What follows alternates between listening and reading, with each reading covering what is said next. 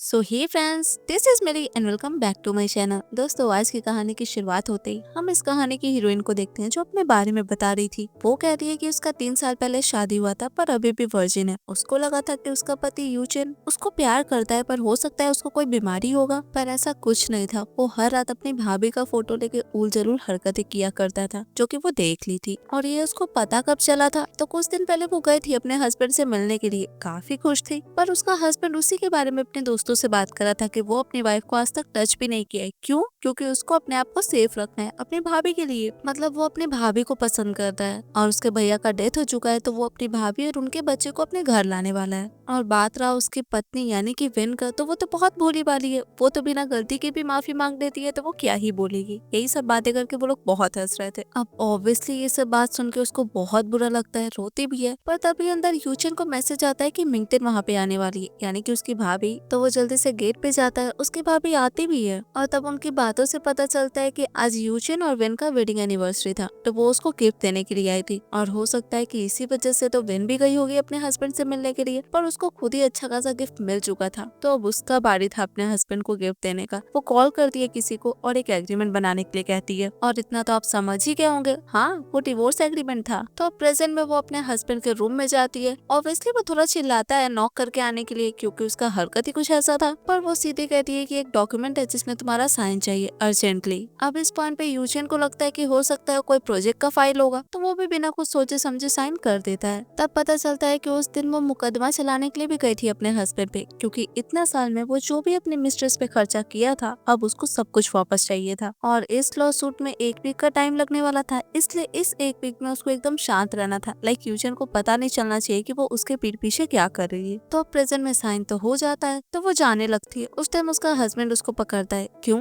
क्योंकि अपना बात भी तो मनवाना था ना। वो कहता है कि भाई का अभी अभी फ्यूनरल खत्म हुआ है, तो मैं चाहता हूँ कि भाभी और उनका बच्चा इस घर में आ जाए। और वैसे मैं थोड़ा बिजी था वेडिंग एनिवर्सरी में, इसलिए आ नहीं पाया। और तुमको भी तो बच्चे काफी पसंद है ना, तो तुम उनके बच्चे का ध्यान रखना। अब पहले तो वो बहुत गुस्सा आ जाती है, पर इस बात से उसका हस्बैंड कहता है कि तुम भूल गई क्या, मिंगटिन मेरा जान बचाई थी। तो वो भी कहती है कि ठीक है फिर। अब नेक्स्ट डे वो अपने टीचर को कॉल करती है, टीचर ली को। वो कहती है कि लास्ट टाइम आप मुझे इनवाइट किए थे ट्रेडिशनल चाइनीज मेडिसिन प्रैक्टिस करने के लिए, तो वो अभी भी वैलिड है? उसके टीचर कहते हैं हाँ बिल्कुल, वैसे भी तुम तो अपना पूरा करियर झोंक दी थी हाउसवाइफ बनने के लिए, तो अब वापस ज्वाइन करने का सोच रही हो, इससे अच्छा और क्या ही बात होगा। तो अब इस पॉइंट पे वो कहती है कि कब खुलने वाला है क्लिनिक? वो कहते हैं कि कल। तो अब ऑब्वियसली वो कल वहाँ पे जाने वाली थी, पर उससे पहले वो अपना और अपने हस्बैंड का फोटो डस्टबिन में जरूर फेंक देती है। इधर उसी मोमेंट पे उसकी भाभी और उसका बच्चा आता है। बच्चा तो देख के काफी बदमाश लग रहा था, पर हाँ, उसकी माँ उसको कहती जरूर है कि तुम अभी जिनको अंकल बोलते हो, तुम कुछ दिन बाद उनको डैड बोलोगे। और साथ में ये भी कहती है कि तुमको याद है ना मैंने तुम्हें क्या सिखाया है। वैसे उन दोनों की सारी बातें विन सुन रही थी। इधर ये बच्चा ये बात सुनते ही जाके विन और उसके पेरेंट्स का फोटो तोड़ देता है, और ऑब्वियसली ये बहाना देता है कि मेरे हाथ से स्लिप हो गया। अब ये चीज विन को बहुत हर्ट करता है। उसके पेरेंट्स का डेथ हो चुका था, उसके पास ये फोटो था आखिरी पड़ा हुआ, वो भी वो बच्चा तोड़ दिया। पर इस बात के लिए इस घर की मेड उसको बोलना शुरू कर देती है, तो बच्चा उनसे भी बदतमीजी करने लगता है। और इस बात पे उसकी माँ कहती है विन को कि कोई बात नहीं ना, बच्चा बस मजाक कर रहा था।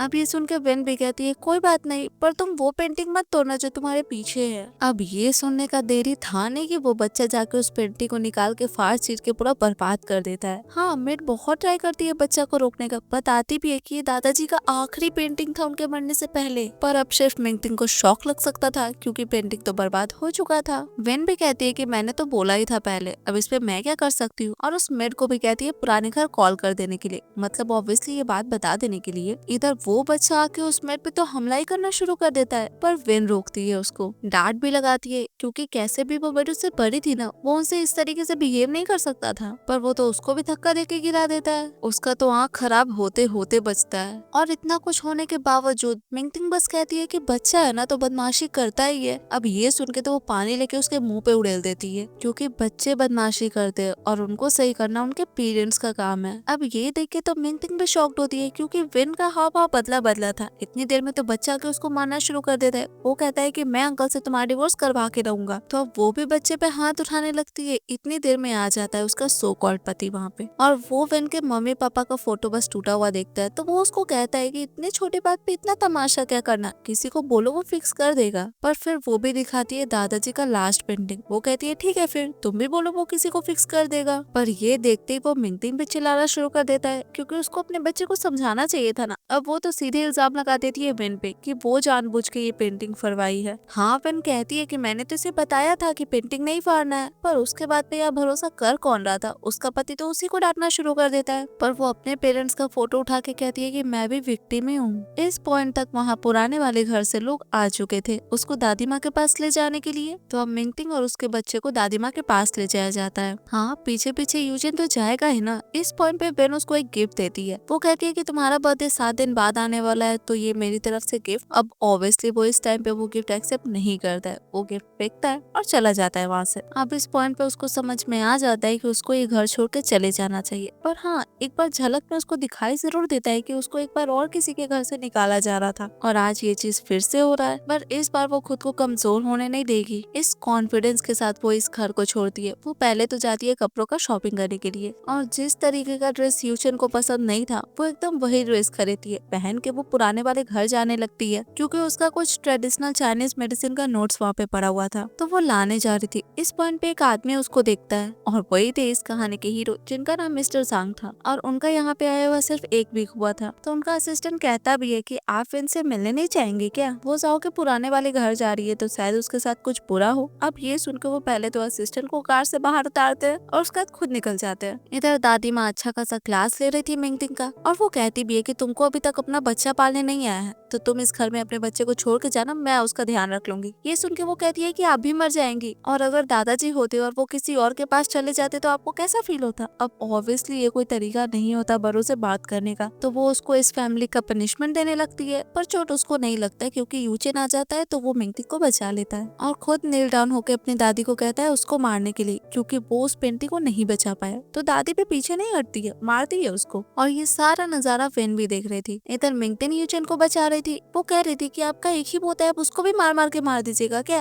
अब दादी को भी तो कोई खुशी हो नहीं रहा था, वो भी रोते रोते चली जाती है अंदर। अब इस पॉइंट पे वो फिर से भड़काना शुरू कर देती है यूचेन को। कहती है कि इन सब में दोस्त विन का है, वो जानबूझ के उस पेंटिंग को फरवाई है। अब इस टाइम तक तो वहाँ पे विन भी आ जाती है। उसको देख के उसका पति कहता है कि तुम ऐसा कपड़ा कैसे पहनने लगी, तुमको पता है ना कि मुझे पसंद नहीं है। वो कहती है तुम्हें पसंद नहीं है तो इसका क्या मतलब मैं नहीं पहनूं। अब वो पहले इस तरीके की तो नहीं थी, पर अब बन गई थी, तो ये बात उसके हस्बैंड को भी खटकता है। पर मिंगटिंग उसको रोकती है आगे कुछ भी बोलने से। वो कहती है कि ये हाउसवाइफ है ना, तो कभी भी ऐसा कुछ पहनती नहीं है, तो ठीक है ना पहन ली तो। और वैसे भी तो वो दोनों अभी ट्रेडिशनल चाइनीज मेडिसिन क्लिनिक पे जा रहे हैं ना, वहाँ के अपेरेंटिस बन के, तो उनको जाना चाहिए। अब ये तो बोलती ही है यूचेन को, पर साथ में विन को भी कहती है कि मैं तुम्हारा हस्बैंड थोड़ी देर के लिए ले लेती हूँ। वो कहती है लेने का क्या जरूरत है, पूरे टाइम के लिए रख लो। अब इस बात पे वो थोड़ा सा नौटंकी करना शुरू कर देती है, लाइक मुझसे तुम गुस्सा हो क्या। अब वो हाथ छुड़ाती है कि वो गिर जाती है। तब यूचेन तो था ही, मिंगटिंग को जल्दी से उठाता है और साथ में अच्छा खासा डांट भी लगाता है विन को। बताता है कि ये मेरी भाभी है, तुम ऐसे कैसे बोल सकती हो कुछ भी। तो अब इस बात पे भी दोनों का अच्छा खासा बहस होता है। वो कहता है विन को कि तुम बहुत बदल नहीं गई हो।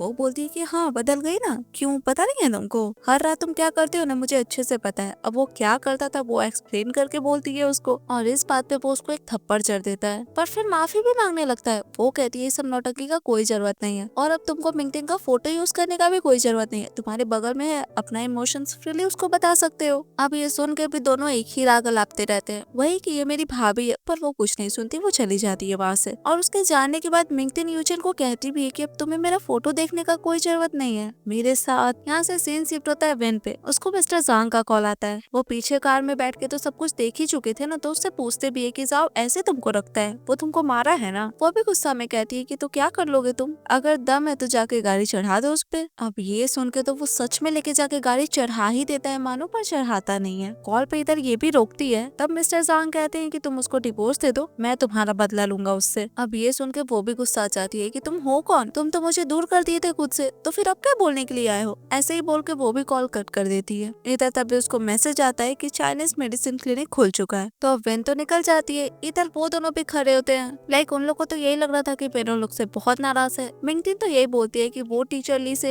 सब कुछ सीख लेगी, उसके बाद वो उन लोग की लाइफ से चली जाएगी। पर यूजिन कहता है कि ऐसा कुछ भी नहीं होगा, वेन हमसे खुद से माफी मांगेगी। तो जो भी था ये सब बात करके वो लोग भी वहाँ पे पहुँचते हैं। इधर वेन तो वहाँ पे पहुंच ही गई थी, तो उसको मिस्टर जांग भी मिलते हैं वहाँ पे। हाँ, वो वहाँ पे यही बोलती है कि मेरा कोई रिश्ता नहीं है तुमसे जो मैं तुमसे बात करूँ। पर उसका ये बात सुन के मिस्टर जांग सोचते हैं, जब उसको उनके घर से निकाला जा रहा था वो आई थी उनके पास, उनको हक करके कही थी कि तुम मुझे ऐसे छोड़ नहीं सकते। पर नहीं, उस टाइम वो बोले थे कि तुम मेरी सगी बहन नहीं हो, तो हमारे बीच में क्या रिश्ता है जो मैं तुम्हें रोकूं। तो बस प्रेजेंट में यही सेम बात तो वेन भी उनको कही थी ना। तो ये सब बोल के वो चली जाती है अंदर। इधर ये दोनों भी पहुंचते हैं। मिंगटिन तो बहुत खुश थी क्योंकि वो सोच रही थी कि टीचर ली उसको अपने स्टूडेंट बनाएंगे, और ये बात वो कंफर्म भी करती है यूचिन से। वो कहता है कि हाँ, वो मुझे बहुत मानते हैं और बहुत दिन से जान पहचान भी है, तो मैं एक बार बोलूंगा तो वो तुम्हें अपने स्टूडेंट जरूर बनाएंगे। अब ये सुन के तो ऑब्वियसली वो बहुत खुश हो जाती है, क्योंकि वो सुनी थी कि टीचर ली का बहुत साल से सिर्फ एक ही स्टूडेंट है और उसके पास बहुत अच्छा स्किल्स है, और फिर उनके स्टूडेंट का शादी हो गया और ये सब वो छोड़ दी। अब इस बात पे यूशिन कहता है कि फिर तुम्हारे लिए तो बहुत अच्छा अपॉर्चुनिटी हो गया ना कि तुम बन सकती हो उनकी स्टूडेंट। अब ये सब तो ठीक है, पर वो लोग वहाँ पे वेन को देखते हैं तो उन लोग को लगता है कि वो फिर से वहाँ पे कोई तमाशा करने के लिए आई है। तो अब जाके उसको कन्फ्रंट करते हैं वो लोग। यूशिन कहता है कि तुम मुझे फॉलो करते करते यहाँ आ गई। वो कहती है कि मैं रिबन कटिंग सेरेमनी के लिए आई हूँ। अब ऑब्वियसली इस बात को मानने के लिए दोनों में से कोई तैयार नहीं था। यूशिन कहता है कि मैं टीचर ली से बात करूंगा, पहले वो मिंगटिंग को अपने स्टूडेंट बना ले, उसके बाद मैं तुम्हारे लिए उनसे जरूर बात करूंगा। पर इस पॉइंट पे वेन भी पूछती है कि तुम श्योर हो कि टीचर ली इसको अपने स्टूडेंट बनाएंगे। वो कहता है हाँ ऑब्वियसली बनाएंगे, बहुत अच्छा खासा डिग्री है इसके पास। पर इस चीज में वेन को कोई इंटरेस्ट नहीं था, तो वो वहाँ से जाने लगती है। पर यूचिन उसको जाने दे तब ना।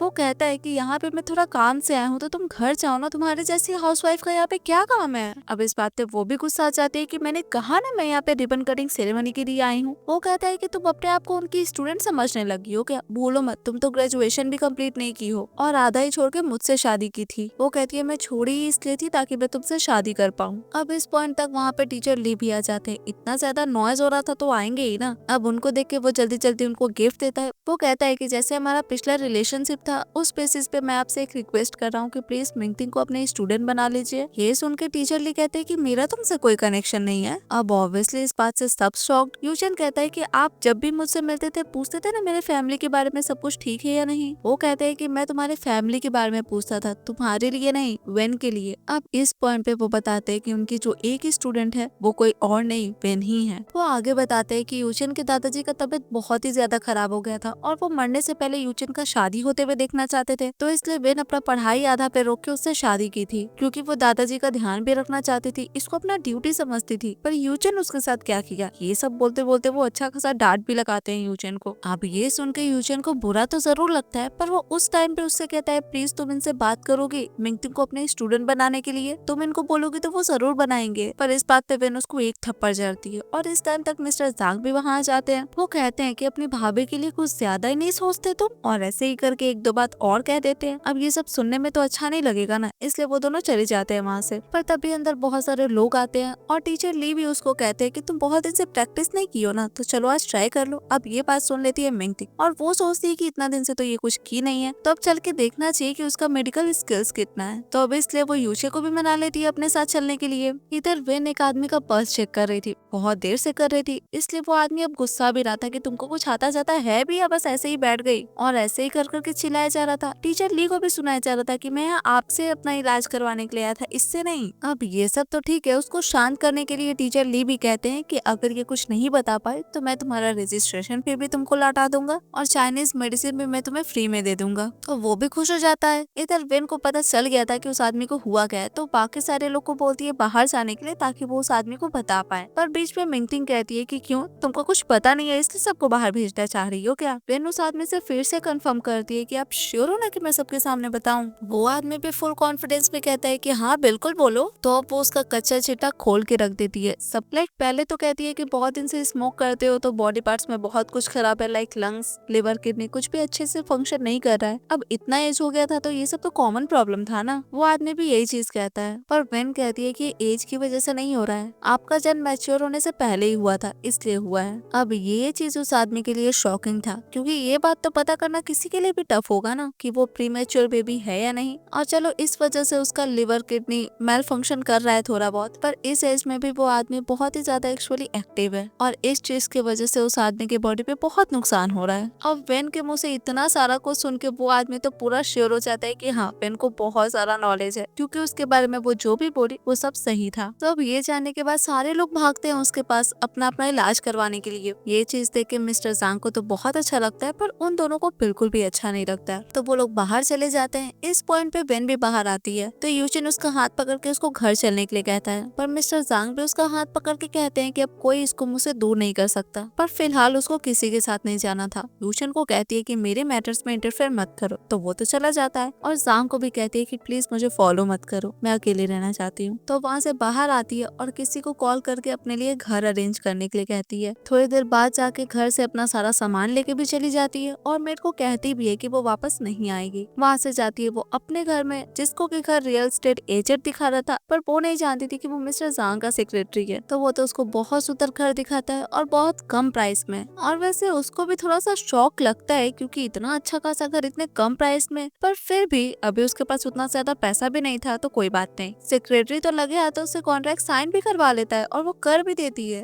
तब सेक्रेटरी तो वहाँ से चला जाता है, पर वो जब अपने रूम से बाहर निकलती है तब पता चलता है कि सामने वाला घर तो मिस्टर जांग का है। और ये चीज तो उसको बिल्कुल भी अच्छा नहीं लगता। वो उस रियल एस्टेट एजेंट को कॉल करके कुछ बोले इससे पहले वो कहता है कि मैंने कॉन्ट्रैक्ट आपको भेज दिया है, आप अच्छे से चेक कर लीजिए पेज नंबर 5 लाइन नंबर 8 को। तो वो चेक करती है और उसको समझ में आ जाता है कि अब कुछ भी करे उसको यहीं पे रहना पड़ेगा। हाँ, थोड़ा बहुत चिल्लाती है उस आदमी पे लाइक ये फ्रॉड है, पर कॉल तो कर चुका था, कोई उसका बात सुन कर आ रहा था। तो वो घर के अंदर जाने लगती है, पर मिस्टर जांग उसको कहते हैं कि फैमिली डिनर है आज, तो घर चलो, दादाजी तुमसे मिलना चाहते हैं। वो भी मान जाती है। इधर यूचन अपने घर जा रहा था। सारा रात वो मिंगटिंग के साथ था, क्योंकि मिंगटिंग का तबीयत खराब था। तो वही सोच रहा था कि पता नहीं उसकी वाइफ उससे गुस्सा होगी, उसका सारा रात वेट कर रही थी क्या कर रही थी। पर तभी उसको मेड बताती है कि सारा रात विन भी घर पे नहीं थी और वो अपना सामान पैक करके कहीं चली गई है, तो हो सकता है कि वो वापस ना आए। ये सुन के भी यूचिन कहता है कि नहीं, वो कहीं नहीं जा सकती, क्योंकि वो मुझसे बहुत प्यार करती है। पता नहीं कौन से गलत फहमी में रहते हैं ये लोग। तो अब रहना है तो रहे, पर फिर भी वो मेड को कहता है कि वो जब वापस आएगी तो उसको मेरे पास भेज देना, क्योंकि मुझे उसे जानना है कि वो घर क्यों नहीं आई थी। अब यहाँ से सीन शिफ्ट होता है रात में डिनर के टाइम पे। मिस्टर जांग उसको लेके घर आ चुके थे। वहाँ पे उसको सबसे पहले एक लड़का दिखता है और वो उससे बात करने जाता है, पर उसके हाव भाव से कुछ सही नहीं लग रहा था और वेन भी उससे काइंड ऑफ बहुत डर रही थी। पर उस लड़का की माँ उसको कहती है कि ये सब करने की कोई जरूरत नहीं है, अभी वेन अभी अभी घर पे आई है तो बहुत टाइम है, इतना बोल के वो चली जाती है। और यही सेम बात वो लड़का भी उसको कहता है कि तुमने सुना ना, बहुत टाइम है मेरे पास, इतना बोल के वो भी चला जाता है। तभी पीछे से उसका हाथ कोई पकड़ता है। वो तो डर के बोलती है कि मुझे छूना मत, पर ये आदमी तो मिस्टर जांग थे। वो पूछते हैं कि क्या हुआ, वो कहती है कुछ नहीं, मैं रेस्टरूम जा रही हूँ। अब इतना बोल के वो तो चली जाती है, पर मिस्टर जांग को ये बात बहुत खटकता है। वो अपने असिस्टेंट से पूछते हैं कि पता करो तो कि अभी कौन इससे बात करके गया है। इधर वो रेस्टरूम जाती है, अपना चेहरा धोती है, सब कुछ बहुत डरी हुई थी, क्योंकि उसको याद था कि पास्ट में जब वो इस घर में रहती थी तो उस आदमी का गंदा नजर था उस पे। उसकी माँ ये बात जानती भी थी, पर फिर भी वो वेन को अपने बेटे के बेड पे लेके जाना चाहती थी और उन लोग का सारा बात वेन सुनी भी थी। इसीलिए उस टाइम तो वो उस आदमी से बच के रहती थी, पर वो चीज वापस से रिपीट होगा उसको पता नहीं था। उसको बहुत गुस्सा आ रहा था। उसी टाइम पे वो आदमी आके उसको पकड़ भी लेता है। वो बहुत ट्राई करती है छुड़ाने का, एक थप्पड़ भी मारती है, पर वो लड़का फिर भी नहीं रुकता। वो बहुत तड़पते रहती है, पर वो तो जबरदस्ती किए जा रहा था। इसी चक्कर में वो थोड़ा ढकला जाती है, जिससे आवाज होता है और ये आवाज सुनते हैं मिस्टर जांग। उस लड़का की माँ तो बहुत ट्राई करती है उनको डिस्ट्रैक्ट करने का, लाइक कुछ भी नहीं है, पर वो फिर भी जाते हैं चेक करने और टाइम पे वहाँ पे पहुँच भी जाते हैं। उस लड़का को भी बहुत मारते हैं। वो लड़का हाँ बहुत ट्राई करता है समझाने का कि नहीं आप गलत समझ रहे, पर कुछ नहीं, वो बहुत मारते हैं उसको। उस लड़का की माँ भी आती है रोकने के लिए, पर वो उनसे भी नहीं रुकते। हाँ, वो लड़का एक्सेप्ट करता है कि वो गलत है, पर वो उसको ऐसे न मारते हैं कि वो बेहोश ही हो जाता। तो अब थोड़ी देर बाद डॉक्टर उसको चेक करते रहते हैं, मतलब इलाज करते रहते हैं। उस टाइम पे उसकी माँ कहती है कि तुम जांग से क्यों उलझे, तुमको पता है कि मैंने वेन की जान की धमकी दी थी उस टाइम उसको, इसलिए वो वेन को घर से निकाला था। इस टाइम पे हमें उनका पास्ट दिखाया जाता है, जहाँ पे मिस्टर जांग और उनकी सौतेली माँ बैठी हुई थी, यानी कि इस आदमी की माँ। वो उनको कह रही थी कि भले हम लोग सगे माँ बेटे नहीं है, पर फिर भी मैं तुम्हारी केयर करती हूँ और ये बहुत अच्छा अपॉर्चुनिटी तुमको मिला है अब्रॉड पढ़ने का। वो कहते हैं कि अगर मैं नहीं जाना चाहूँ तो, जिस पर उनकी स्टेप माँ उनको कही थी कि तुम सिर्फ अपने बारे में नहीं सोच सकते, तुमको वेन के बारे में भी सोचना पड़ेगा, अगर वो मर गई तो।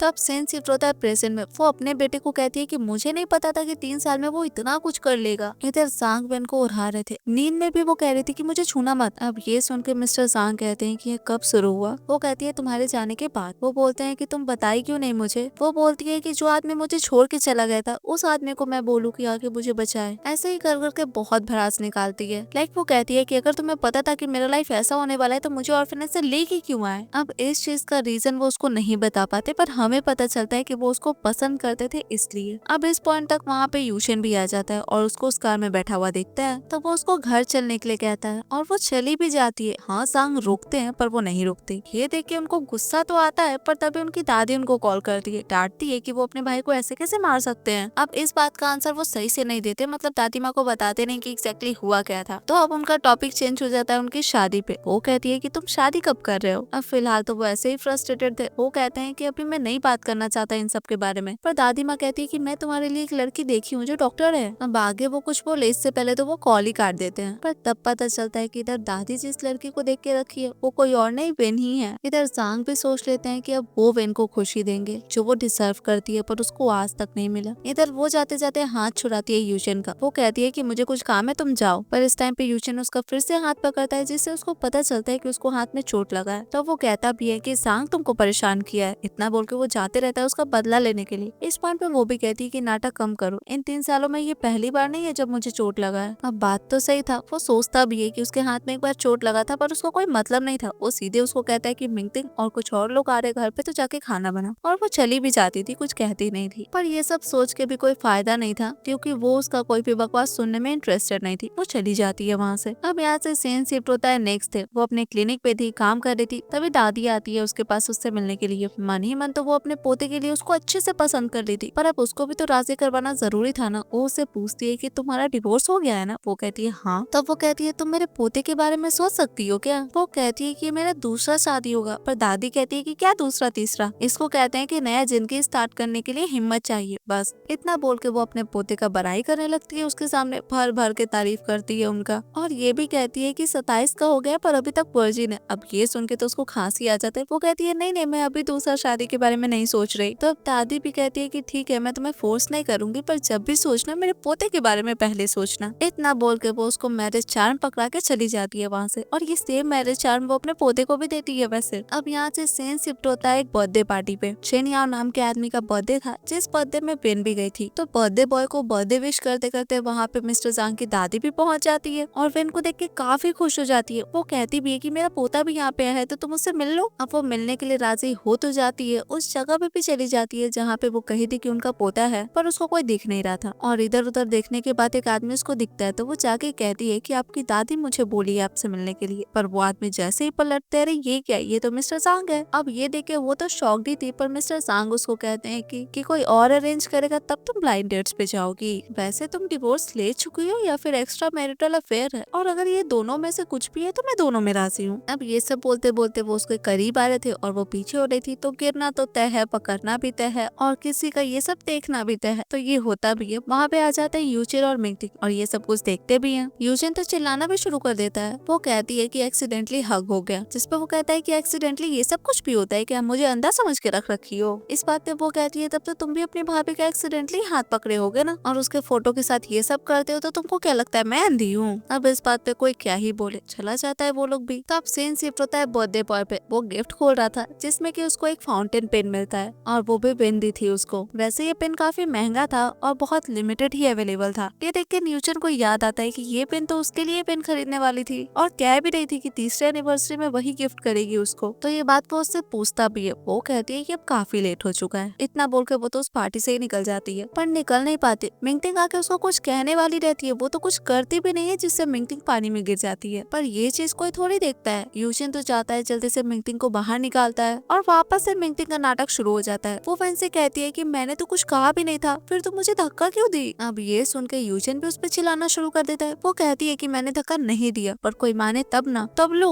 धक्का दे देती है सबके सामने वो उसको, और कहती भी है कि याद रखना, धक्का मैं लोगों को ऐसे देती हूँ। इतना बोल के वो चली जाती है। पर हाँ, मिंगटिंग तो डूबती नहीं है, जिससे सबको पता चल जाता है कि उसको तैरना आता है। तब ये सब होने के बाद मिस्टर सांग आते हैं अपना कार लेके, उसको साथ में चलने के लिए कहते हैं, पर वो मना कर रही थी। तो वो कहते हैं कि मैं फिर तुमको उठा के बिठा दूंगा। अब उसको याद आता है कि पास्ट में ऐसा हुआ भी है, तो वो खुद से जाके उस कार में बैठ जाती है। अब थोड़ी देर में घर पे पहुंच जाती है। वो तो उनको पैसे देने की बात कर रही थी, जिसपे वो कहते हैं ठीक है, फिर अपने वीचैट में मुझे ऐड कर लो और उसके बाद पैसा ट्रांसफर कर देना। पर वो तो उनको चेंज देके ही निकल रही थी। पर वो कहते हैं कि मैंने जो भी कहा था उस टाइम, मैं मीन करता हूँ उस बात को। पर उसको ये चीज सही नहीं लगता, तो वो वहाँ से उतर के चली जाती है। पर हाँ, वो उसको मैसेज जरूर करते हैं कि हम वापस से ब्लाइंड डेट पे मिलेंगे जरूर। इधर मिंगटिंग रो धो के चालू थी थी वो यूचन को कह रही थी कि मैं नहीं जानती थी वेन मुझसे इतना नफरत करती है, वो मुझे पानी में धक्का दे दी। यूचन कहता है तुम श्योर हो कि वो तुम्हें पानी में धक्का दी? वो कहती है तुम मेरी बात पे भरोसा नहीं करते क्या? वो कहता है कि करता तो हूँ, पर मैंने सर्विलेंस देखा है और साफ साफ पता चल रहा है कि वो तुम्हें छुई भी नहीं थी। अब ये सुन के वो जाने लगता है तो वो उसको सिड्यूस करना शुरू कर देती है और इस चीज का फोटो कोई खींच लेता है। और बस कल के ट्रेंडिंग टॉपिक्स के लिए तो ये काफी था उस आदमी के लिए, पर इधर यूचन उसको रोकता है। वो कहता है कि मैं जा रहा हूँ कार लाने के लिए। पर जो भी था, नेक्स्ट डे का ट्रेंडिंग टॉपिक तो ये बन ही जाता है और ये चीज वेन भी देख रही थी। तभी उसको कॉल आता है यूचन की मम्मी का और वो तो उसी को डांटना शुरू कर देती है। वो कहती है कि तुमसे तुम्हारा हस्बैंड संभाला नहीं जाता क्या? तुम्हारी वजह से ये सब हुआ है। वेन कहती है कि ये सारी बात आपको मुझे नहीं कहना चाहिए क्योंकि मेरा तो डिवोर्स हो रहा है उससे। ये बात यूचन सुनता है तो वो फोन ले लेता है। वो कहता है कि क्या बोल रही हो डिवोर्स के बारे में? तब तक वो कॉल काट देती है। वैसे तो इस बात पे भी उसकी माँ उस पर चिल्लाई ही जा रही थी। लाइक ऑब्वियसली वो स्कूल से ड्रॉप आउट थी, फिर भी वो लोग उससे शादी करवाए तो भी उसका इतना हिम्मत। पर वो कहता है कि मैं जाके शांति से उससे बात करता हूँ और थोड़ी देर बाद उसके पास पहुंच भी जाता है, उसको समझाने लगता है। वो कहता है उस फोटो में जो लड़का उसको किस कर रहा है वो मैं नहीं हूँ। वो कहती है ठीक है। अब ये सुन के तो वो बहुत खुश हो जाता है कि वो समझ गई जो भी वो उसको समझाना चाह रहा है। पर वो कहती है कि 20 मिलियन तो मुझे कैसे सेंड करोगे? वो कहता है कि पैसा कहाँ से आ गया बीच में? वो कहती है हाँ, तुम मुझसे सिर्फ पैसों से ही बात कर सकते हो और अगर नहीं दोगे तो जाओ यहाँ से। वो भी क्या ही करे, दे देता है उसको सारा पैसा। वो कहती है ठीक है फिर मैं वीबो पे पोस्ट कर दूंगी। इतना बोलकर उसको निकाल देती है घर से। यहाँ से सीन शिफ्ट होता है मिस्टर सांग पे। वो उस आदमी से उस पेन को ले लिए थे जो वेन उसको गिफ्ट की थी और बदले में वैसे उसको गोल्ड बार भी दिए थे अच्छा खासा। अब इसका मतलब तो यही हुआ ना कि वो उसको पसंद करते हैं और थोड़ा बहुत ही काफी पसंद करते हैं। अब यहाँ से सीन शिफ्ट होता है मिंगटिंग पे। वो आती है वेन के क्लिनिक। एक कैंपेन में कनेक्शन था उसके थ्रू वो वहाँ पे पहुंच पाई थी, तो फिलहाल के लिए दोनों कॉलिग्स हुई। तो अब ये सब तो ठीक है, पर मिंगटिंग उसको एक डायमंड नेकलेस दिखाती है जो वो पहनी हुई थी और उस डायमंड नेकलेस का प्राइस 12 मिलियन था। अब इस पॉइंट पे वेन रिकॉर्डिंग चालू करती है और उससे पूछती है कि तुमको ये नेकलेस यूशन ही दिया है ना? वो कहती है हाँ तो क्या? और ये बोलने के बाद ये सब बोलने लगती है कि अगर तुमको भी चाहिए तो तुमको ये करना पड़ेगा। पर इस चीज में वेन को इंटरेस्ट नहीं था। वो कहती है कि 12 मिलियन राइट, तो अब 12 मिलियन में से 6 मिलियन तो पैरिटल प्रॉपर्टी के थ्रू मेरा होता है, तो तुम मुझे इतना अमाउंट ट्रांसफर कर देना और वो भी आज रात को, वरना मैं तुम्हें कोर्ट में मिलूंगी। अब ये सुन के वो कहती है कि क्या बकवास कर रही हो, ये नेकलेस मैंने खुद से खरीदा है। पर इस बात का अब कोई मतलब नहीं था क्योंकि उसका वो बात तो वो रिकॉर्ड कर ली थी ना और वो सुनाते भी है उसको। तो अब रिकॉर्डिंग में तो वो एक्सेप्ट कर चुकी है ना कि यूशन उस पर खर्चा किया है, तो पैसा तो उसको देना ही पड़ेगा। अच्छा खासा फंसी थी वो। पर इतना कुछ होने के बाद भी वो अपने हरकतों से बाज नहीं आती। वो सारे कॉलेज में ये बात फैला देती है कि उस क्लिनिक पे एक डॉक्टर काम करती है जो ग्रेजुएट भी नहीं है। तब सब बेचैन हो जाते हैं उस डॉक्टर के खिलाफ रिपोर्ट करने के लिए और वो उसका नाम भी बता देती है यानी कि वेन। पर उसका नाम पता चलते ही सबका रिएक्शन चेंज हो जाता है क्योंकि वो तो सबकी आइडल थी और वो सबका इतना ना जान बचाई थी, सबका इतना मदद की थी कि कोई उसके खिलाफ कुछ बोल ही नहीं सकता था। और उसके खिलाफ क्या, वो लोग तो मिंगटिंग को ही डांटना शुरू कर देते हैं। वैसे उस टाइम वेन कहती है कि यूजिन तुम्हारे साथ क्यों नहीं आया, अभी तक वो तुम्हारे घर ही पे है क्या? तो अब सबको ये भी समझ में आ जाता है कि मिंगटिंग और यूजिन ट्रेंडिंग पे है क्योंकि उस फोटो में लड़की का चेहरा नहीं दिख रहा था ना। और वैसे सबको ये भी पता था कि यूजिन पति है वेन का, तो इसका मतलब मिंगटिंग तो मिस्ट्रेस हुई ना। तो अब सब लोग मिलकर उसको मिस्ट्रेस जरूर बोलते हैं। अब यहाँ से सीन शिफ्ट होता है। वेन जा रही थी अपने लिए कार खरीदने के लिए, तो ये बात वो कॉल पे बात करते हुए किसी से जा रही थी और ये बात मिंगटिंग भी सुनती है। तो वो यूशन को कॉल करती है क्योंकि अब उसको अपना कार चेंज करना था, तो वो उसको कह रही थी उसके साथ चलने के लिए वहाँ पे। तो अभी तक वेन अपने फ्रेंड के साथ वहाँ पे पहुंच भी जाती है। दोनों दोस्त बातें कर रहे थे जो भी वेन की लाइफ में चल रहा था। तो इन सब बातों में डिवोर्स का भी बात होता है, यानी कि वेन यूचन को डिवोर्स देने वाली है और ये बात यूचन सुन लेता है। तो वो उसको कहता भी है कि मैंने तुम्हें कहा था ना ये बातें वापस नहीं बोलने के लिए। वो कहती है अगर डिवोर्स मैं नहीं दूंगी तो तुम दोनों साथ कैसे होगे? अब ये सब बात जब चल ही रहा था तभी वहाँ का स्टाफ आता है। वो मिंगटिंग को मिसेस जाओ करके बोल रहा था, यानी कि यूचन की वाइफ समझ रहा था और कुछ दिन पहले वो कार ली थी और वापस से आई है कार खरीदने के लिए। तो ये तो ऑब्वियस है ना कि वो अच्छी खासी गेस्ट है उस शोरूम की, तो इसीलिए वो स्टाफ भी उसको भाव दे रहा था। अब ये सब तो ठीक है, पर यूजिन जाता है इस टाइम वेन के पास। वो कहता है कि स्टाफ को नहीं पता कि वो मेरी वाइफ नहीं है, इसीलिए मिसेस जाओ कह रहा है तो तमाशा मत क्रिएट करना तुम यहाँ पे। वो कहती है मैं क्यों कुछ करूंगी, जिसको जो करना है जिसके साथ वो करे तुम्हारे फैमिली में। अब ये सुन के उसको लगता है कि वो जीलस फील कर रही है इसलिए बोल रही है, तो इसलिए वो उसको सुनाना शुरू कर देता है। अब इस टाइम पे वहाँ पे आते हैं मिस्टर सांग, क्योंकि वो तो पता लगा लिए थे कि वेन कार खरीदने आने वाली है, तो वो भी पहुंच गए यहाँ पे। वो सीधे जाके उससे क्वेश्चन करते हैं कि तुमको कौन सा लेना है। अब ये सुन के उस स्टाफ को लगता है कि शायद वेन मिसेस सांग है, तो वो उस अकॉर्डिंग उससे बात करने लगता है। यूजिन कहता है कि नहीं ऐसा कुछ नहीं है, पर उसका बात सुन कौन रहा था। वो स्टाफ कहता है कि मिसेस सांग जो कार पसंद की है वो टेस्ट ड्राइव के लिए रेडी है, तो आप लोग जाना चाहेंगे? वेन कहती है नहीं जरूरत नहीं है, डायरेक्टली पे करने का बात करती है। तो अब दोनों ही कार्ड निकाल के देते हैं। वो स्टाफ कार्ड एक्सेप्ट करता है मिस्टर सांग का, क्योंकि वो कहता है कि हस्बैंड तो कमाता ही इसलिए है ना ताकि उसकी वाइफ खर्चा कर सके। तो अब पेमेंट तो हो ही गया था, साइन करना था, जो कि साइन भी मिस्टर जांग करते हैं, वो भी वेन के दिए हुए फाउंटेन पेन से, जो कि नोटिस करती है मिंगटिंग। पर इस बात का वहाँ पे कोई तमाशा नहीं बनता क्योंकि वो लोग कार लेके निकल जाते हैं वहाँ से। अब हाँ, इस पॉइंट पे मिंगटिंग बोलती जरूर है यूचेन को कि इन दोनों के बीच में कुछ चल रहा है क्या, पर यूचेन तो मानने के लिए बिल्कुल भी तैयार नहीं था क्योंकि उसको लग रहा था कि जलन के बारे में वो ऐसी हरकतें कर रही है। अब इधर ये दोनों पहुँचते हैं घर, वहाँ वो भी उस पेन के बारे में बात करती है, वो दिखाते हैं, वो लेने जाती है, इस चक्कर में उनके करीब आ जाती है, पर वो उसको कहते हैं कि फिर मुझे ब्लेम मत करना, तुम खुद से मेरे ऊपर आई हो। तो ये सुन के ऑब्वियसली वो दूर हटती है, जाने भी लगती है, जिसपे वो कहते हैं अभी तक गुस्सा हो। अब इस टाइम भी वो गुस्सा के कहते हैं कि तुम करना क्या चाहते हो, भले मैं कोई रैंडम लड़की हूँ जिसको तुम उठा के ले आए हो, पर इसका ये मतलब नहीं है कि मैं तुम्हें बार बार मौका दूं मुझे छोड़ के जाने के लिए। अब ये रैंडम वाला बात वो एक बार पहले भी बोली थी, तो इस पॉइंट पे वो उससे पूछते हैं कि तुम बार बार ये चीज रिपीट क्यों कर रही हो, कौन तुमको बोला ये बात। वो आंसर नहीं करती, पर हाँ अकेले में जाके सोचती जरूर है कि पास्ट में जब मिस्टर सांग चले गए थे अब्रॉड, तो उनकी स्टेप मॉम उसको बोली थी कि सांग अब्रॉड जाने से पहले मुझे बोला है कि वो अब थक चुका है तुम्हारे जैसे रैंडम लड़की को अपने पास रखे, तो ये पैसे लो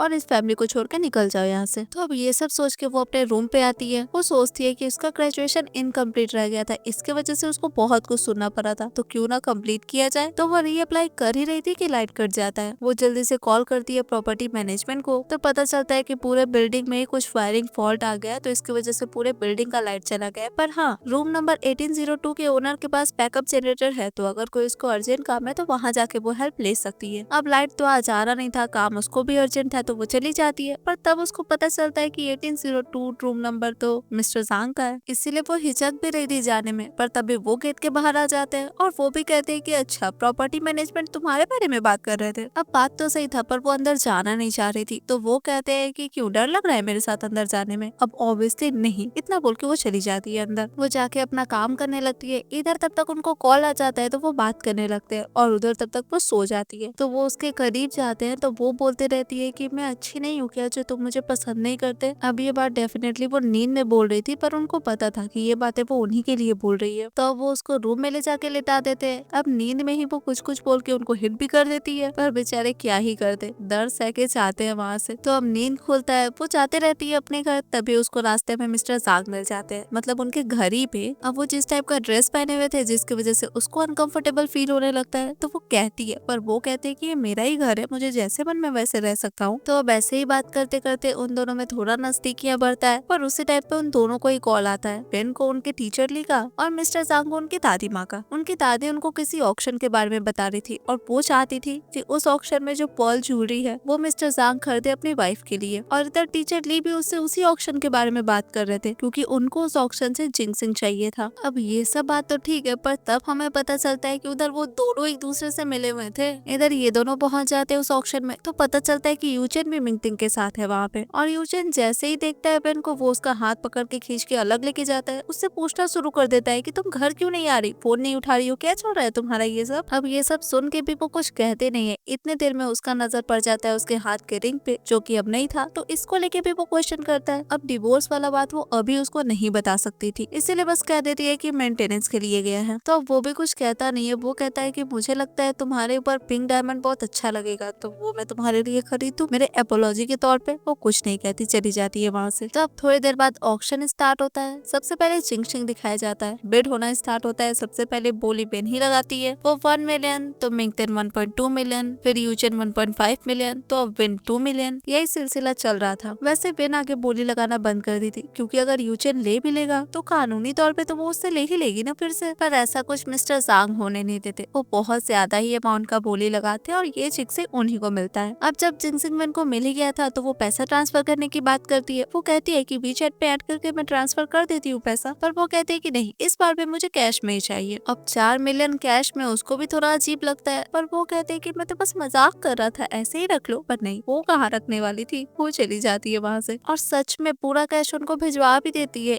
ये उनको थोड़ा सा अजीब लगता है। तो अभी तक वो जब बैठी हुई थी, तब उसको अपना फोटो दिखता है, और उसमें अपना एमुलेट भी दिखता है, सेफ्टी एमुलेट, जो उसकी माँ उसको दी थी, और उसको हमेशा पहनने के लिए भी बोली थी, पर शायद उसका एमुलेट चोरी हो गया, तो इसलिए वो उस एमुलेट का फोटो खींच के वापस से बनवाने के लिए दे देती है, मतलब एग्जैक्टली सेम। तो अब नेक्स्ट डे तक उसका एमुलेट बन भी गया था, तो उसकी फ्रेंड उसका दिया हुआ फोटो और जो बन गया एमुलेट, उन दोनों को मैच कर रही थी। और उस टाइम पे वहाँ पे यूचेन भी जाता है, वही पिंक डायमंड लेने के लिए। तो उसका नजर उस एमुलेट पे जाता भी है। वो जाके कहता है ये तो मिंगटिंग का एमुलेट है ना। और फिन की फ्रेंड बोलती है कि क्या बकवास कर रहे हो, ये फिन का एमुलेट है। अब ये सुन के उसको अजीब लगता है क्योंकि उसको जो लड़की बचपन में बचाई थी उसके पास भी ऐसा सेम एमुलेट था और वो तो मिंगटिंग थी ना। तो अब ये पूछने के लिए वो पहुंच जाता है विन के घर पे। वो तो मस्त अंदर नहा रही थी पर उसको कोई आइडिया नहीं था कि उसके गेट पे यूचिन चिल्ला रहा होगा। वो तो लॉक तोड़ने वाले को भी बुला लेता है, उसके घर का लॉक तोड़ के अंदर घुस भी जाता है। पर जब उसके बाथरूम में जाके चेक करता है तो वो नहीं रहती। तो वो थी कहाँ? तो वो थी मिस्टर जांग के घर पे। पर वो वहाँ गई कैसे? तो वो जब नहा रही थी तभी उसको शॉप से कॉल आया था और वो सारा इंसिडेंट उसको पता चला था। और ये भी कि यूजिन बहुत गुस्सा के उसके घर पे गया है। तब उसको अपने घर के बारे में तो नहीं बताना था यूजिन को, तो कहीं तो छिपना पड़ेगा। तो वो पहुंच जाती है मिस्टर जांग के घर पे। तो अब काम सारा हो ही गया था, यानी कि यूजिन चला गया था सब कुछ चेक करके। तो वो थैंक यू बोल के निकलने लगती है। पर एक बार गिरेगी नहीं तो बात नहीं बनेगा ना। तो वो लड़खड़ाती है, वो उसको थामते हैं और कोइंसिडेंटली किस तो होना ही था। वैसे वो जल्दी से दूर भी हो जाती है। वो कहती है कि मेरा ये मतलब नहीं था। हाँ वो उसको थोड़ा छेड़ते जरूर है पर ठीक है। वो कहती है कि सच में मेरा ये मतलब नहीं था। तब वो कहते हैं कि पुलिस को बुलाओ क्या? वो कहती है कि नहीं। अब मन में तो यही चल रहा था कि यूजिन के खिलाफ अगर वो अभी रिपोर्ट करवाएगी तो उसका डिवोर्स का प्रोसेस धीमा हो जाएगा। अब ये बात वो मिस्टर जांग को बता थोड़ी सकती थी। तो उनको लगता है कि ये दोनों अभी भी साथ है पर वो उसके साथ रहना नहीं चाहती इसलिए कह रही है। तो वो उसको कहते भी है कि तुम मेरे घर पे क्यों नहीं रह जाती, मेरे घर पे एक रूम खाली रहता है। पर वो कहती है कि नहीं ये ठीक नहीं है और ये बोल के निकल जाती है वहाँ से। तो अब थोड़ी देर बाद वो वापस से अपने क्लिनिक जाती है जहाँ पे मिस्टर जांग की दादी वहाँ पे आती है। वो उससे पूछती है कि तुम मेरे पोते से मिली, कैसा लगा वो तुमको? अब वैसे तो वेन हर रोज ही उनके पोते से मिलती है पर ये बात वो उनको कहेगी थोड़ी। वो कहती है कि सॉरी दादी पर मैं उससे नहीं मिल पाई थी आपके पोते से। अब ये सुन के दादी कहती है कि जांग मेरा पोता है, तुम जानती हो उसको। पर फिर वो कहती है कि वो बहुत छोटा था तभी अपनी माँ को खो दिया था, तो वो बहुत इजीली अपने प्यार को एक्सप्रेस नहीं कर पाता है। पर ठीक है वो स्ट्रॉन्ग बहुत है। इतना बोल के वो अपने पोते का एप्स के साथ वाला फोटो दिखाती है उसको। वो तो नहीं लेना चाह रही थी पर दादी जबरदस्ती उसके हाथ में पकड़ा देती है कि जब मन करे देख लिया करना और सोचना जरूर इसके बारे में। ये सब बोल के दादी निकल जाती है वहाँ से। तो अब एक नजर वो भी देख ही लेती है उनको और अच्छे तो वो उसको लग ही रहे थे। तब जब वो देख ही रही थी तभी यूजिन आता है वहाँ पे। तो वो जल्दी से वो फोटो छुपा देती है पर वो आया था उसका दिमाग खाने के लिए। वो कहता है कि तुम मुझे बताओगे तुम्हारा सेफ्टी एमुलेट कहाँ से आया था? अब ये सुन के वो शॉक की इसको क्यों जानना है मेरे एमुलेट के बारे में। पर वो सिर्फ सोचती है, कुछ कहती नहीं है। इस टाइम तक तो वहाँ पे मिंगटिंग भी आ जाती है और वो यूजिन को कहती है कि मैं भूल गई थी अपना एमुलेट ज्वेलरी स्टोर पे, मैं रिपेयर करने के लिए दी हुई थी वहाँ पे, तुम मेरे साथ चलोगे वो लाने के लिए? अब ये सुन के वो सोचता है कि अच्छा मतलब इसका एमुलेट भी अभी वहीं पे है। मतलब अब वो वापस से श्योर हो जाता है कि उसको जो लड़की बचाई थी बचपन में वो मिंगटिंग ही है। इसका मतलब मिंगटिंग का काम तो सफल रहा ना, क्योंकि वो तो नजर रखी हुई थी वेन पे और ये बात भी उसको उसी से पता चला था। तो वो जल्दी से अपना एमुलेट का कहानी भी बना ही दी उसके सामने। तो अब ये सारा चीज होके वो लोग वहाँ से जाए इससे पहले टीचर ली आते हैं वहाँ पे और वो वेन को गुड न्यूज देते हैं कि वो इतने दिन से जिस मेडिसिन को बनाने में लगी हुई थी वो फाइनली बन चुका है, एंटी कैंसर मेडिसिन। तो अब इससे ज्यादा खुशी का बात उसके लिए और क्या ही हो सकता है। और वैसे भी कल इस मेडिसिन का लॉन्च इवेंट होने वाला है और वैसे उसी को इस मेडिसिन का नाम भी रखना था। अब इस बारे में वो कुछ ज्यादा सोचे इससे पहले उसको मैसेज आता है और पता चलता है कि उसका जो डिवोर्स प्रोसेस चल रहा था वो कल कंप्लीट होने वाला है। इट मींस वो कल यूजन से फ्री हो जाएगी। तो वो कहती है जिनसिंग और इसका मतलब भी न्यू बॉर्न ही होता है, मतलब एक नया लाइफ। तो कैंसर से ठीक हुए पेशेंट को भी तो नया लाइफ ही मिलता है ना, तो ये नाम बेस्ट रहेगा उस मेडिसिन के लिए, ऐसा टीचर ली कहते हैं। अब ये सारा बात मिंगटिंग के सामने हुआ था तो वो कुछ न कुछ तिग्रम तो जरूर ही करेगी और वो करती भी है, मेडिसिन रिप्लेस कर देती है। अब नेक्स्ट डे लॉन्च इवेंट था, सब लोग वहाँ पे पहुंच चुके थे और साथ में वो लड़का भी जिसको मिस्टर जांग को कूटे थे वो भी पहुंचा हुआ था वेन को सबक सिखाने के लिए। इधर स्टेज पे टीचर ली स्पीच दे रहे थे। तो अब थोड़ी देर बाद वो वेन को बुलाते हैं स्टेज पे इस मेडिसिन के बारे में सभी को बताने के लिए, डेमो दिखाने के लिए। अब वहाँ पे कुछ शुरू हो इससे पहले मिंगटिंग सभी के सामने चिल्ला के कहती है कि ये तो ग्रेजुएशन भी कंप्लीट नहीं की है तो फिर ये केपेबल है क्या ये सब करने के लिए? अब वहाँ पे मिस्टर जांग कहते हुए आते हैं कि भले ग्रेजुएशन कंप्लीट नहीं हुआ है पर वो टीचर ली की स्टूडेंट है और ये चीजें ग्रेजुएशन सर्टिफिकेट से कहीं ज्यादा वैल्यूएबल है। तो बात तो सही था, सारे लोग अग्री भी करते हैं। तो अब ये सब बकवास तो बहुत हो गया था। वेन जो काम करने गई थी वो करती है, वो इस मेडिसिन के बारे में सभी को बताती है। तो अब टाइम आता है उस मेडिसिन का एक्सपेरिमेंट करने का। तो वो एक चूहा को एक मेडिसिन देती है। अब ये मेडिसिन देते ही उस चूहा का मूवमेंट बंद हो जाता है। तो सबसे पहले मिंगटिंग उठ के चिल्लाना शुरू कर देती है कि देखा आपने, ये चूहा मर गया। तो अब सारे लोग मिलकर उस पे एलिगेशन लगाना शुरू कर देते हैं, बहुत कुछ बोलते हैं पर सबसे ज्यादा तो मिंगटिंग ही बोल रही थी। पर जो भी था वेन कहती है कि ऐसा कुछ नहीं है, अभी मैंने इसे जो मेडिसिन दी है उससे इसके बॉडी में कैंसर सेल्स स्प्रेड होगा और अब जो वो उसको मेडिसिन देने वाली है उससे वो चूहा ठीक भी हो जाएगा। तो अब ये सुन के फिर से सब शांत शांत हो जाते हैं। वो उस चूहा को वो मेडिसिन देती है, पर मिंगटिंग फिर से फुल कॉन्फिडेंट थी कि अब चूहा मर जाएगा, पर ऐसा कुछ होता नहीं है, चूहा तो सही में सही हो जाता है। अब ये सब देख के मिंगटिंग बहुत ज्यादा शॉक रह जाती है, क्योंकि उसका किया काम तो पूरा नहीं हुआ, पर ऐसा कैसे? तो वो ऐसे, क्योंकि वेन सब कुछ देख ली थी। तो अब प्रेजेंट में उसका एक्सपेरिमेंट तो सफल रहा था और सबको उसके इस मेडिसिन के बारे में पता भी चल गया था। तो अब बारी आता है वीडियो स्पीच का, और इस टाइम पे मिंगटिंग बहुत ही ज्यादा कॉन्फिडेंट थी, क्योंकि वो इस वीडियो को भी चेंज कर दी थी। पर ऐसा कुछ होता नहीं है। एक वीडियो प्ले होता है सभी के सामने, और उसमें साफ साफ दिखाई दे रहा था कैसे मिंगटिंग उस मेडिसिन को रिप्लेस की है। तो अब चाहे वो कितना भी बोल ले कि वो वीडियो फेक है, वो बच नहीं सकती थी। और लोग को तो उसके बिहेवियर से भी पता चल जाता है। जितना वो एक्साइटेड थी ये बोलने में कि वो चूहा मर गया, तो उससे तो साफ पता चल रहा था कि कुछ गड़बड़ वही की थी। तो इसलिए पुलिस उसको लेके जाते हैं। वैसे उस टाइम यूशन भी कुछ नहीं बोलता उसके फेवर में। तो अब ये सब होने के बाद वो सबके सामने एक ड्रिंक करती है, और पता चलता है कि इस ड्रिंक पे भी कुछ मिला हुआ था। वो लड़का मिलवाया था पैसा दे के वेट्रेस से। तो फिर वो पीती है, और वहाँ से निकलते निकलते उसका हालत खराब होने लगता है। और इस टाइम उसके पास आता है यूचेन। वैसे उसको पता चल गया था कि वेन को मेडिसिन दिया गया है, तो वो एंटीडोट बन के उसका हेल्प करना चाह रहा था। इन शॉर्ट वो उससे जबरदस्ती करने की कोशिश करने लगता है। वो तो बहुत रोकती है, पर वो रुकता ही नहीं। पर मिस्टर जांग आके उसको बचा लेते हैं और अपने लोगों को बोलते हैं यूचेन को संभालने के लिए, और वो उसको लेके घर जाते हैं। सब घर ले जाके सुला भी देते हैं। आधी रात में जब वो उठती है तो अपने आप को चेक करती है, तो कुछ नहीं हुआ है उसके साथ। वो देखती है और बगल में मिस्टर जांग को देख के कहती है कि तुम बैठे हुए हो। वो कहते हैं क्यों, मैंने तुम्हें एंटीडोट नहीं दिया तो तुम डिसअपॉइंटेड लग रही हो। वो कहती है हाँ हूँ। जिस पे वो कहते हैं कि अभी भी वैसे लेट नहीं हुआ है। तो अब क्या, वो उसको किस करना शुरू कर देते हैं। वो तो उनको दूर कर रही थी, पर वो दूर होते ही नहीं। हाँ थोड़ी देर बाद हो जाते हैं, पर फिर वो उनको डांटना शुरू कर देती है। वो कहती है कि मैं वापस से अकेला रहना नहीं चाहती, पर इस बार वो उसको अकेले छोड़ने के मूड में भी नहीं थे। वो उसी टाइम उसको डॉक्यूमेंट दिखाते हैं और कहते हैं कि अगर तुम चाहो तो हम अभी सिविल अफेयर्स ब्यूरो चले। अब इधर वो कुछ आंसर दे, तब तक उस घर के बाहर यूजुअल रिपोर्टर्स को लेके आ जाता है। मतलब वो अपनी वाइफ का नाम खराब करना चाह रहा था, यही साबित करना चाह रहा था कि अपने हस्बैंड के रहते उसका एक्स्ट्रा मैरिटल अफेयर चल रहा है किसी के साथ, और अभी वो दोनों साथ ही है। मतलब पिछले बार वो जब यहाँ पे आया था तब उसको पता चल गया था कि इस घर के सामने वाले घर में मिस्टर जांग रहते हैं, और अब वो दोनों से ही बदला लेना चाह रहा था, इसलिए ये सारा तमाशा कर रहा था। तो अब ऐसे ही चिल्ला चिल्ला के गेट खोलने के लिए कहता है। थोड़ी देर में मिस्टर जांग गेट खोलते भी है, और उनके साथ वेन भी बाहर आती है। ये देख के यूजिन बहुत चिल्लाना शुरू कर देता है, पर अब वेन भी चुप नहीं रहती। वो उसकी तरफ एक डॉक्यूमेंट फेंकती है, और चेक करने पे तो उसको समझ में आ ही जाता है कि ये डिवोर्स एग्रीमेंट है, और इस पर उसका साइन भी है। इट मीन्स ये वैलिड है। तो अब उसको समझ में ये भी आ जाता है कि वो साइन कब किया है, और ये सब कितना दिन पहले से चल रहा है। तो ये सब समझने के बाद वो उस डॉक्यूमेंट को फाड़ के फेंक देता है, और कहता है कि मैं तुम्हें कभी भी डिवोर्स नहीं दूंगा। वो कहती है तुम्हारे फाड़ने से कोई फर्क नहीं पड़ता, क्योंकि मैं ऑलरेडी डिवोर्स के लिए फाइल कर चुकी हूँ। इतना बोल के वो एक लिस्ट दिखाती है जिसमें सारा खर्चा लिखा हुआ था जो वो मिंगटिंग के ऊपर खर्चा किया था। तो अब ये सुन के वो कहता है कि मिंगटिंग मेरी भाभी है, पर वेन कहती है कि तुम्हारे फैमिली में ऐसा कौन सा रिवाज है कि अपनी भाभी को महंगा घर महंगा कार खरीद के देना पड़ता है, और अपनी भाभी का ये फोटो देख के अजीबोगरीब हरकतें करना पड़ता है। अब ये सारी बातें तो रिपोर्टर्स भी सुन रहे थे, और बेचारा वो खुद ही बदनाम हो जाता है। तो अब बदनाम हो ही चुका था तो अकेला थोड़ी हुआ था, उसका पूरा फैमिली हुआ था, तो क्लास लगना तो बनता है। उसकी मम्मी अच्छा खासा सुनाती है उन दोनों को ही, क्योंकि अब स्टॉक प्राइस पे भी इफेक्ट पड़ रहा था। मिंगटिंग को तो चाटा तक लगा देती है, पर और ज्यादा कर भी कह सकती थी। वो कहती है कि मैं खुद से सब कुछ हैंडल कर लूंगी, और ये सब बोल के चली जाती है वहाँ से। पर उनके जाने के बाद मिंगटिंग यूजिन से कहती है कि हम शादी कर ले। अब उसके हाथ में तो वो एमुलेट था ही। ये देख के वो और इमोशनल हो जाता है और कहता है कि हाँ हाँ कर लेते हैं। अब ये सुन के मिंगटिंग ऑब्वियसली बहुत खुश होती है, क्योंकि एमुलेट चुराई थी तो कुछ तो फायदा उसको हुआ ना। तो अब अपने शादी का बात बताने के लिए वो वेन के पास जाती है, बताती है कि उसका शादी होने वाला है यूजिन से, और साथ में ये भी बताती है कि वो उसके पीछे इतना बावला क्यों है, क्योंकि वो उसका जान बचाई थी। और ये बोलते बोलते सेफ्टी एमुलेट भी दिखाती है, और ये भी कहती है कि उसका कार एक्सीडेंट होने वाला था तो मैंने उसकी जान बचाई थी। अब ये बात तो मिंगटिंग सिर्फ अपने मुंह से बोलती है, पर वेन के साथ तो ये चीज हो चुका था, तो वो तो सोच रही थी पर कुछ कहती नहीं, क्योंकि वो जानती थी कि वो थी जो उस टाइम पे यूजिन का जान बचाई थी, और हो सकता है मिंगटिंग उसी टाइम उसका सेफ्टी एमुलेट चुरा ली हो। तो इसका मतलब यूजिन गलत समझ रहा है। ये सब जानने के बाद भी वो कुछ नहीं बोलती, वो चली जाती है वहाँ से। अब वहाँ से निकलते रहती है, तब उसको कॉल आता है यूजिन की मम्मी का। वो तो बहुत गर्माई हुई थी, उसको अपोलॉजी लेटर पे साइन करने के लिए कह रही थी। वो कह रही थी वेन को एक्सेप्ट करने के लिए सभी के सामने कि उसका पति उसको चीट नहीं किया है। अब ये करने के लिए वो ऑब्वियसली मना कर देती है। तो अब इसके थोड़ी देर बाद एक गाड़ी आता है और उसको लेके चला जाता है जबरदस्ती। तो अब ये चीज मिस्टर जांग देखते हैं तो वो भी उसके पीछे जाते हैं। इधर पता चलता है कि यूजिन की मम्मी ही उसको उठवाई थी। वो जबरदस्ती उसको अपोलॉजी स्टेटमेंट पे साइन करने के लिए कह रही थी। वेन मना करती है तो वो उसको चाटा लगाना शुरू कर देती है। वेन कहती है कि मेरा आज अपॉइंटमेंट था मिस्टर जांग से, अगर मैं उनसे नहीं मिली तो आप सोच लीजिए कि वो क्या करेंगे। अब ये सुन के यूचिन की माँ कहती है तो फिर और अच्छा है ना, मैं तुम्हें मार ही दूंगी, तो तुम रहोगी ही नहीं तो मिलोगी किसको और अपना दुखड़ा किसको सुनाओगी। अब ये सब सुन के वो कहती है ठीक है मैं साइन करूंगी, पहले हाथ तो खोलो। तब उसका हाथ खुलता भी है और वो पेन लेती भी है, पर साइन करने के लिए नहीं, इंजेक्ट करने के लिए यूचिन की माँ को। तो ये करके वो भागते रहती है पर भाग नहीं पाती, ज्यादा दूर तक पकड़ी जाती है। पर फॉर्चुनेटली उसको कुछ होता नहीं है क्योंकि मिस्टर जांग आ जाते हैं वहाँ पे टाइम पे। अब मिस्टर जांग को देख के यूचिन की माँ बहुत माफी मांगने लगती है उनसे, पर वेन माफ करने के मूड में नहीं थी, वो तो उनको भी मारती है और पुलिस के पास भिजवा देती है। तो अब माँ के जाने के बाद बेटा और उनकी होने वाली बहू वहाँ पे आते हैं चिल्लाते हुए। ऑब्वियसली बहुत आर्ग्यूमेंट होता है वेन से वहाँ पे, और बातों ही बातों में वो भी कहता है कि मैं मिंगटिन से शादी कर रहा हूँ क्योंकि वो तुम्हारे जैसे नहीं है, बहुत अच्छी है। इस पॉइंट पे वेन कहती भी है उसको कि तुम श्योर हो कि तुम्हारा जान मिंगटिन बचाई थी। वो कहता है कि तुम्हारे कहने का क्या मतलब है। वो बोलती है कुछ नहीं, कल मुझसे डिवोर्स सर्टिफिकेट लेना मत भूलना अपना। इतना बोल के वो निकल जाती है वहाँ से मिस्टर जांग के साथ। अब कार में बैठती है तो उसके इंजरी पे मिस्टर जांग मरहम लगा रहे थे, तो अब उसको भी ऐसा फील होने लगता है कि उस टाइम जो मिस्टर जांग कहे थे उससे, मतलब शादी करने वाली बात, वो मजाक नहीं था, वो सच में उसकी केयर करते हैं। तो वो पूछती भी है कि वो अभी भी वैलिड है आपका प्रपोजल। वो कहते हैं हाँ बिल्कुल। तो वो दोनों भी शादी कर लेते हैं। सर्टिफिकेट लेने के बाद मिस्टर जांग जाते हैं कार निकालने के लिए, तब तक वहाँ पे यूचिन और मिंगटिंग आ जाती है अपना सर्टिफिकेट लेके, और बहुत कॉन्फिडेंस के साथ वेन को दिखाते हुए मिंगटिंग कहती है कि अब मैं मिसेस जाओ बन गई। तो अब इस बात पे वेन भी ज्यादा कुछ नहीं कहती, बस कॉन्ग्रेचुलेट करती है। पर बिना आर्ग्यूमेंट करे मिंगटिंग का दिन कहाँ खत्म होता है, तो वो तो उसको सुनाना शुरू कर देती है क्योंकि मिंगटिंग का तो शादी हो गया, पर वेन जैसी लड़की से कौन ही शादी करेगा जो डिवोर्स्ड है, ऑर्फन है, तो वैसी लड़की को कौन एक्सेप्ट करेगा। यही बात वो उसको बोल रही थी, और साथ में वो उसको एक फोटो भी दिखाती है जिसमें मिस्टर जांग रात में किसी लड़की से मिलने जा रहे थे। तो अब तो वो मिस्टर जांग के भी साथ नहीं हो सकती। अब ये सब बकवास जब वो कर रही थी तभी मिस्टर जांग आते हैं वहाँ पे और आके उसका हाथ पकड़ के कहते हैं कि अपनी वाइफ के साथ अपने घर में रहने में कैसा शर्म। तो अब वाइफ, इसका मतलब वो दोनों मैरिड है। ये सुन के तो ऑब्वियसली दोनों शॉक्ड रह जाते हैं, पर उन दोनों के शौक को लेके क्या ही करना था उन दोनों को। वो लोग तो अपना मैरिज सर्टिफिकेट भी दिखाते हैं और चले जाते हैं वहाँ से। अब इस चीज से मिंगटिंग का दिमाग बहुत ही ज्यादा गर्म हो जाता है। वो घर पे आती है, तोड़ फोड़ मचाती है। मिड कहती भी है कि यूची को अच्छा नहीं लगेगा घर आके ये सब देखेगा जब, पर उसको कोई फर्क नहीं पड़ रहा था। वो तो मिड को चाटा तक लगा देती है। और तब यूचिन आता है और मिंगटिंग की ऐसी हरकतों को देखकर वो भी सोच में पड़ जाता है। लाइक उसको वेन याद आने लगती है कि जब वो आता था तो वेन बहुत हंसते मुस्कुराते उसके पास आती थी, वो उसके लिए बढ़िया खाना बनाई रहती थी, वो खाने के लिए कहती थी। पर अब तो उसका प्रेजेंट कुछ और ही हो गया, तो वो चिल्लाता भी है कि हो गया तुम्हारा। अब वो फिर से उसको कहती है कि वो मैं थोड़ा सा गुस्सा हो गई थी, जिस बात पे वो सोचता है कि वैसे भी ये मेरा जान बचाई है तो इसका नेचर खराब तो नहीं होगा, बस थोड़ी गुस्सा है वेन की वजह से शायद। अब ये सब तो ठीक है, पर मेरे उस टाइम कहती है कि डिलीवरी मैन एक बॉक्स देके गया है जो वेन भिजवाई है। वो खोल के देखता है तो उसमें सेफ्टी एमुलेट उसको मिलता है और साथ में एक बच्ची का फोटो भी जो उस एमुलेट को पकड़ी हुई थी, और यही लड़की तो उसका जान बचाई थी। इसका मतलब अब जाके उसको समझ में आ जाता है कि उसका जान वेन बचाई थी। तो अब वो उसके पास जाने लगता है, पर मिंगटिंग उसको रोकती है, उसको याद दिलाती है कि हमारा शादी हो चुका है। पर अब उसको बहुत गुस्सा आ रहा था कि अगर तुम झूठ नहीं बोली होती तो मेरा डिवोर्स होता ही नहीं कभी भी। पर और ज्यादा बहस नहीं करता क्योंकि फिलहाल उसको वेन के पास जाना था। तो वो तो चला जाता है, पर मिंगटिंग का दिमाग बहुत ज्यादा गर्म हो जाता है। वो कॉल करती है किसी को, पर वो कॉल की किसको थी, तो वो मिस्टर जांग की स्टेप मॉम को कॉल की थी और खूब सारा सुनाने लगती है कि वो डिवोर्स लड़की वो मिस्टर जांग से शादी कर ली है, तो अब कैसे भी करके आप उनकी लाइफ से उसको दूर करिए। अब ये सारी बात तो मिस्टर जांग भी सुन रहे थे। तो अब उनको ये चीज तो अच्छे से अभी तक पता चल चुका था कि वेन के साथ जो भी कुछ हुआ था वो सारा कुछ उनकी स्टेप मॉम की थी उसके साथ उनके जाने के बाद। तो अब थोड़ी देर में वहाँ पे वेन भी आती है, उनकी स्टेप मॉम बहुत ज्यादा माफी मांगती है उससे, खुद को पीती भी है, पर इन सब चीजों का कोई मतलब नहीं था क्योंकि उनको घर से निकाल दिया जाता है। अब उनके जाने के बाद थोड़ी देर बाद वहाँ पे यूचिन आता है, वो भी सेम चीज करता है, वही माफी मांगता है, कहता है कि मुझे अब समझ में आया कि मैं तुमसे प्यार करता था, मिंगटिंग तो बस मुझे धोखा दे रही थी। पर अब वो उसका भी बात नहीं सुन रही थी, जिसपे वो कहता है कि तुमको क्या लग रहा है ये जांग ये तुमसे प्यार करता है, कोई एक डिवोर्स लड़की से कैसे ही प्यार कर सकता है। अब ये सुन के वो कहते हैं कि तुमको ऐसा क्यों लगता है कि मैं इसको पसंद नहीं करता। अब इतना तो वो बोलते ही हैं, पर रीजन उसको नहीं देते, उसको तो सिर्फ पनिशमेंट देते हैं, उसको घर से निकलवा देते हैं, और साथ में अगर वो दिख जाए कभी भी आसपास वेन के तो उसका पैर टूटना तो निश्चित था। तो अब उसके वहाँ से जाने के बाद मिस्टर जांग उसको कहते हैं कि मैं तुम्हें कुछ दिखाना चाहता हूँ। वो एक रूम में लेके जाते हैं उसको, जहाँ पे पहले तो उसको कभी भी जाने नहीं दिया जाता था, पर अब वो अपनी मर्जी से उसको लेके जाते हैं। अब वो अंदर जाके चेक करती है तो पता चलता है कि उसका ढेर सारा पिक्चर्स अंदर लगा हुआ है। वो कहती है कि ये आपने कब खींचा। वो कहते हैं जब मुझे पता चला कि मैं तुम्हें पसंद करने लगा हूँ। और साथ में वो ये भी कहते हैं कि मैं पहली बार जब अब्रॉड गया था तो उसका ये रीजन नहीं था कि मुझे कुछ काम था, मुझे पता चला था कि मेरी फीलिंग्स एक भाई बहन के रिश्ते से बहुत ज्यादा अलग है, तो मुझे लगा कि पता नहीं तुमको कैसा लगेगा। ये सुन के वो उनको किस करती है। ऑब्वियसली वो उनकी बहन थोड़ी थी, तो उनके इस रिश्ते में कोई बुराई नहीं था, कि वेन को भी पता था। और अब तो उनका शादी हो चुका था तो नया रिश्ता तो बन ही चुका था। तो इसी के साथ ये कहानी यही खत्म हो जाता है। फ्रेंड्स, आपको ये कहानी कैसा लगा आप मुझे कमेंट्स में जरूर बताइएगा। And thank you so much friends for watching this video. मैं आपसे मिलती हूँ नेक्स्ट वीडियो में, तब तक के लिए बाय।